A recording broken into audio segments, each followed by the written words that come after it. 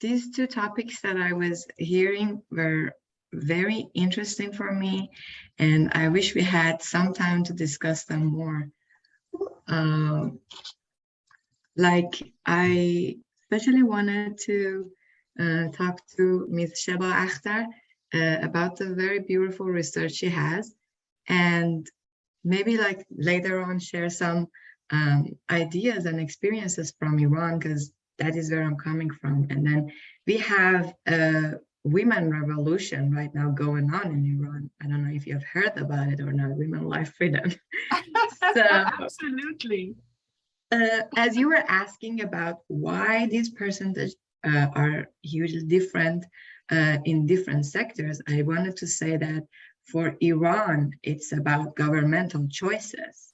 So there is no written rules about that. But for example, me as a woman teacher and architect, in the school, I was asked many moral questions and I had to come up with right answers. Otherwise, I would be kicked out of the school. Just wanted to let you know about a little bit of what's happening there. And it's very interesting because 70% of our students are girls. And now when you see when they go back to the market, only 30% of them find jobs. So this is something that I wanted to share. Sorry. I've been twice to Iran. I'm from Pakistan.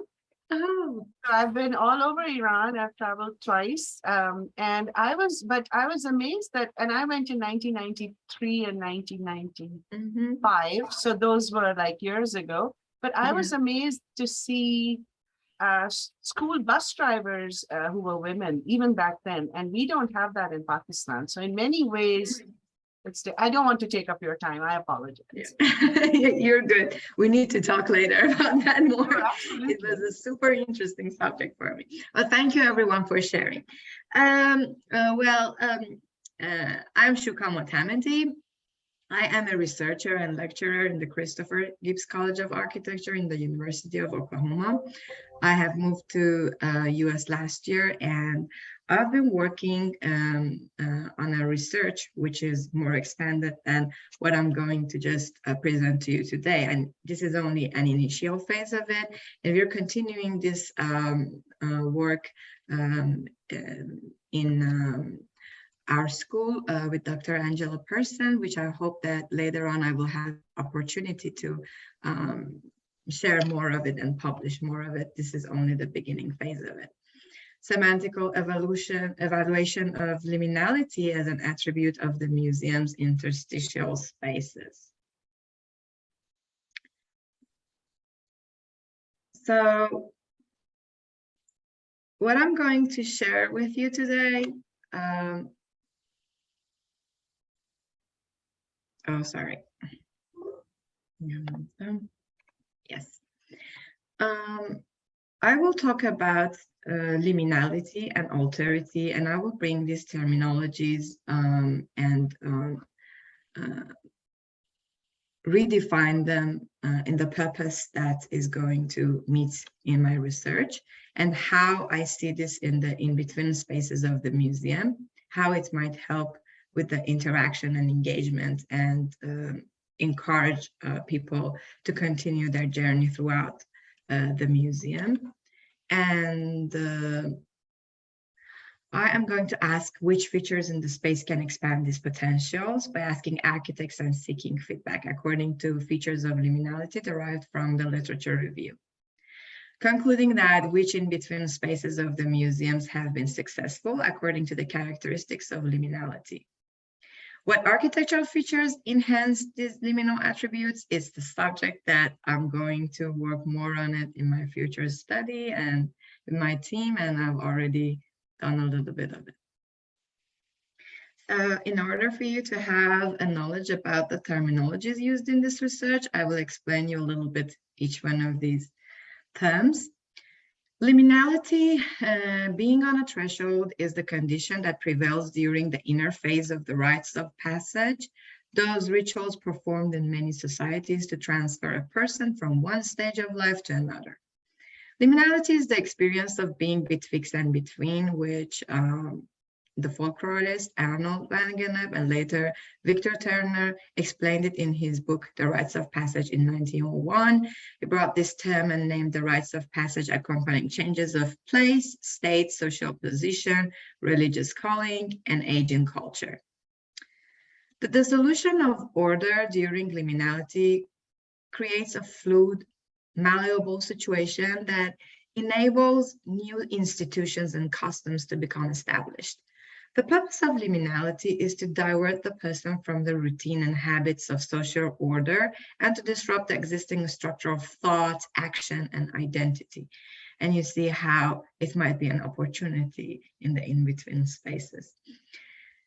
The concept of liminality in architecture is defined as an ephemeral relationship between people and spatial environments. It refers to transitional space, neither one place nor another, but a third place in between. Therefore, the task of the in-between space is to create a sense of awakening and provide adequate separation from conventional life, and to be an input to alternative social interactions where different rules, values, and relationships are valid. Within the phenomenological tradition, alterity is usually understood as the entity in contrast to which an identity is constructed, and it implies the ability to distinguish between self and not self, and consequently to assume the existence of an alternative viewpoint. The concept was developed further by Emmanuel Levinas in a series of essays collected in Altérité et Transience in 1995. The term third space was coined in 1980 by the urban sociologist Ray Oldenburg. For Oldenburg, third places are the informal public gathering places critical for a functioning civil society. They are places where people come together, talk, relax, rejuvenate, and create special bonds. Theorists like Homi Bhabha consider hybridity as a third space fraught with ambiguities. At the same time, some use the term liminal to point to its location in history, culture, and society in general. Museums, how these can be seen there. A museum's ability to instantly discover the narratives and propositions of others enables it to serve as a context for reflecting knowledge, beliefs, values, and attitudes. The museum site, its architecture, exhibition spaces, and the urban or natural surroundings are resources that should be exploited with novel strategies for social dialogue. By discovering this third space, we can escape from polar politics and become the others of ourselves. Museums, like other cultural institutions, must strive not only to be able to present otherness, but also to acknowledge the limitation of interpretation and translation. In this role, as an interpreter and mediator, they can recognize the additional transparency and form of cultural expression and solidarity in all societies by promoting the rhythm identity. As Martin Barbera points out, one of the roles of educational and cultural institutions should be to develop strategies to help citizens deal with conflicts and differences and others and behaviors that lead to cultural interactions and knowledge. With people from various cultural backgrounds, essential for citizens participating in pluralistic societies. In experience design, we typically learn to design experiences for others, the users. While drawing this distinction between them and us, we block the potential to change whom we are by designing for ourselves. Radical alterity means including the other as part of the self. In most museums, this is done through collections, exhibitions, and events that are being managed in museums. But the characteristics of this research is to go back to the museum's structural physics to examine the body of a museum in this role and to ask about the role of the architectural space and its features. There are several ways that the in-between space can be defined in architecture. For some of the examples, it can be through classical physical components for defining a space, like horizontal elements such as ceilings and floors, vertical elements, walls, columns, connecting elements like stairs, ramps, openings, furnitures, either they're fixed or mobile. But there are also some other more untangible, not physical ways of doing that through environmental elements such as light, sound, temperature, humidity, smell. But it can also be done in the pre-phase of design by the connections and joints between two spaces, like how a geometry can shape a space. So there are really different ways of doing that. This is the question, how the in-between spaces can be defined in architecture.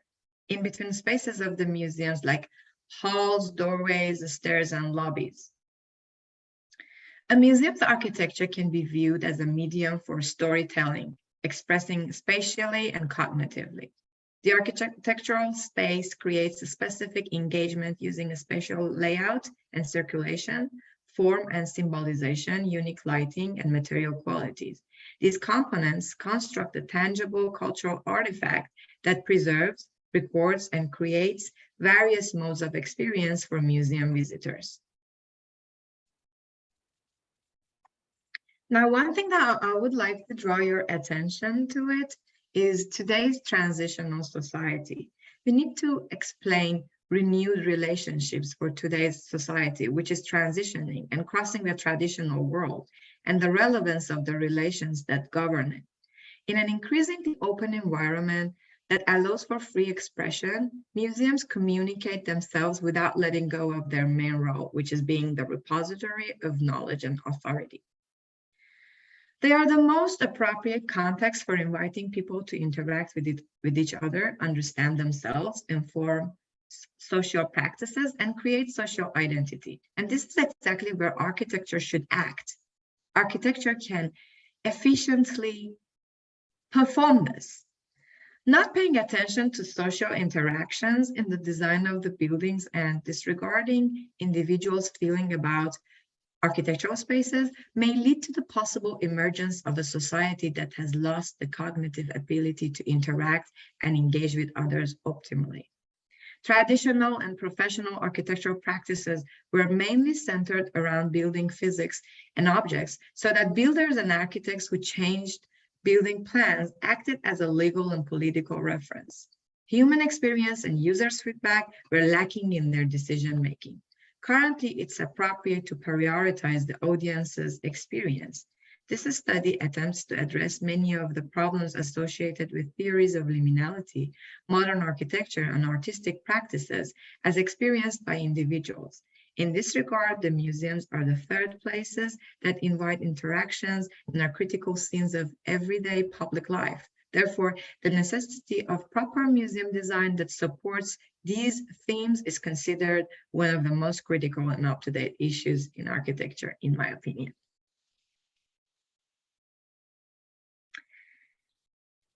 And really, how is liminality perceived in the transitional spaces of the museum? How alterity finds meaning in the transitional and in-between spaces of the museum? What are the features and characteristics of in-between spaces based on a review of liminality literature? How can these features be used in a test to ask about the liminal experience of the people in the interstitial spaces of the museum? How can we interpret these feelings and impressions in architecture to make better places in museums, to make people interact more with each other and also with the body of the museum? Discovering the special characteristics and specifications the museum's interstitial spaces must create an elevated level of motivation interaction among the visitors. To determine the subject's perception of a space, their judgment, and their emotional responses in the space, this can be assessed through a test. For here, and for the first phase of this research, since I was going to point out only to some liminal dimensions and characteristics, which I carried them out from the literature review and some of the books that I read, I couldn't include the non-professionals in this test, and I had to ask the architect what they felt about it, because they were the ones who they had a better understanding of the terminology that might be used. And since the methodology was also very much preliminary in this phase, and I was only showing the in-between spaces of the museums to the people, that would be only possible to do it with the professionals. But later on, as I grew my research, I tried to change this methodology in a way to include more people from the non-profession. So a polar questionnaire and interview with experts were used in this research to probe the potential liminal characteristics of the museums in between spaces and understand their features. Within the current research work, after a decent discussion on liminality and how it relates to in-between spaces of the museum, the liminal characteristics and dipole traits are questions by specialists over selected museum spaces with the specific features. I later adopted these adjectives into the format of a standard dipole test to ask the participants about how they felt in the liminal architectural scenes. And I combined it with the Osgood's questionnaire, which was ready from years ago.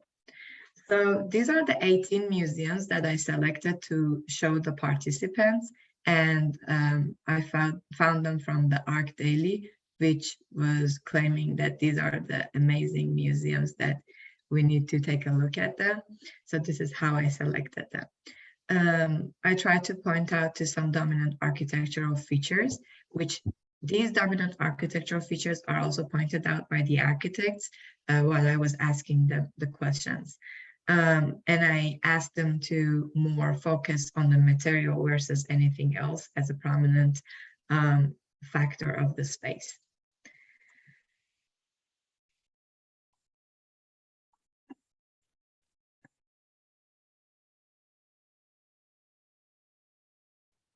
Consequently, the structure of quasi-experimental research was later carried out by combining questionnaires regarding environmental preferences from Osgood and adding liminal attributes to it, an interview with architects and specialists in the related field. The ST, or semantic differential method, is a standard scaling technique in social and behavioral sciences. It is most prominent in psychology, but also used in linguistics, sociology, marketing research, and other empirically oriented disciplines. The primary purpose of ST is to understand the connotative meaning of concepts by measuring the connotative similarities and differences within and between respondents' ratings. An evaluation test was conducted with 10 architects analyzing photographs of 18 museums based on indicators such as evaluation, potency, activity, and liminality dimensions. Oh, are you seeing another slide? Sorry, I think this is the slide that you should see for now. Yes. We see it now. Yeah. Are you seeing the methods? No, that we were seeing that, but now we're back. Okay, this is correct. Okay, sorry.